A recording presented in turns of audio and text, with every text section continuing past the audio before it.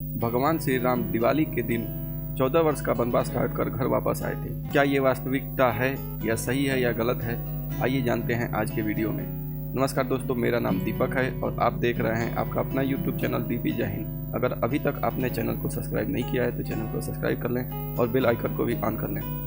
दोस्तों, महाराजा दशरथ के घर एक ही दिन 4 पुत्रों की जन्म हुई थी, जिसमें सबसे बड़े श्री राम, लक्ष्मण, भरत, शत्रुघ्न 4 भाइयों का जन्म हुआ था। धीरे धीरे समय बदलता गया, बच्चे बड़े होते चले गए। आगे चलकर भगवान श्री राम ने शिव धनुष तोड़ा और माँ सीता से शादी हुई। उसी के कुछ समय बाद जब भगवान श्री राम राजा बनने ही वाले थे कि माँ कौशल्या ने अपने पति दशरथ से मांग की कि भरत को राजा बनाया जाए और राम को 14 वर्ष की वनवास दिया जाए, जिसकी वजह से भगवान श्री राम माँ कौशल्या की आज्ञा लेके वनवास के लिए निकल पड़े।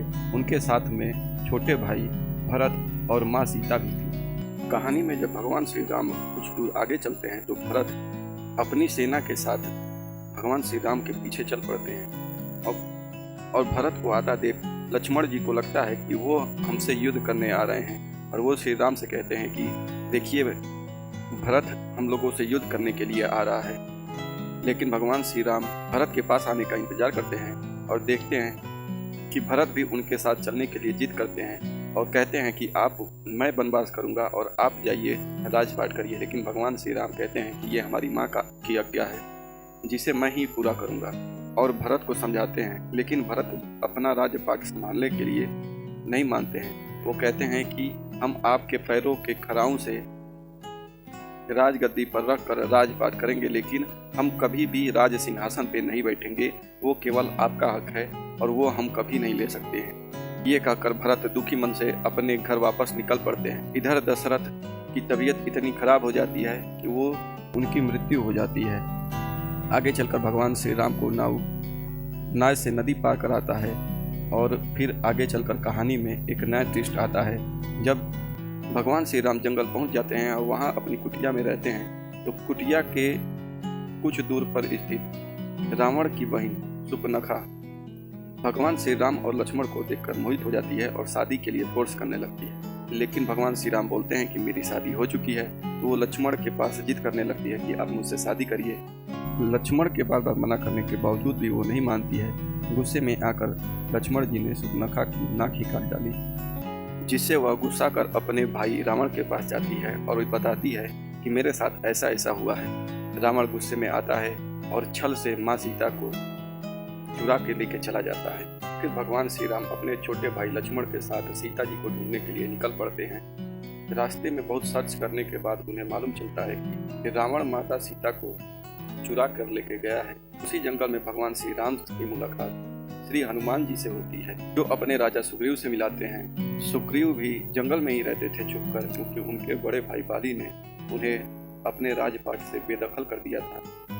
आगे चलकर भगवान श्री राम बाली की करते हैं और सुग्रीव को उनका राजपाट वापस दिलाते हैं। उसके बाद समुद्र में राम राम लिखकर रास्ता बनने लगता है। उसके कुछ ही दिनों के बाद युद्ध चालू हो जाता है, जिसमें भगवान श्री राम रावण का वध कर देते हैं और सीता माता को आज़ाद करा लेते हैं। ऐसे ही धीरे धीरे 14 वर्ष भी पूरा हो गया रहता है। तो फाइनली भगवान श्री राम जंगल से जब अयोध्या वापस आते हैं तो कुछ लोगों का मानना है कि उसी के उपलक्ष्य में दिवाली मनाई जाती है, जिसमें अयोध्यावासी अपने घर पर दीप जलाते हैं और मानते हैं कि हमारे घर में राम राज्य आ गया। यहाँ राम राज्य का मतलब ये है जहाँ कोई भी दुखी नहीं है, जहाँ सभी लोग खुशी से रह रहे हैं। किसी भी बूढ़े बाप को अपने बेटे का लाश उठाना नहीं पड़ रहा है। सभी राज्य के लोग बहुत खुशी से हैं। राम राज्य से मतलब यही है।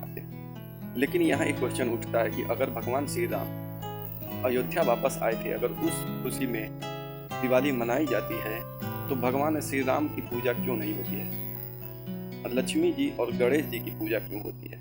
इसके लिए एक अलग कहानी है। ऐसा माना जाता है कि जब समुद्र मंथन हो रहा था, उस समय जब लक्ष्मी जी अवतार ली थी तो वो आज के दिन ही भगवान श्री हरि के गले में माला डाली थी और उनसे शादी हुई थी। उसी के उपलक्ष्य में सभी बैकुंठवासी अपने घर पे दिया जलाते हैं और खुशियां मनाते हैं।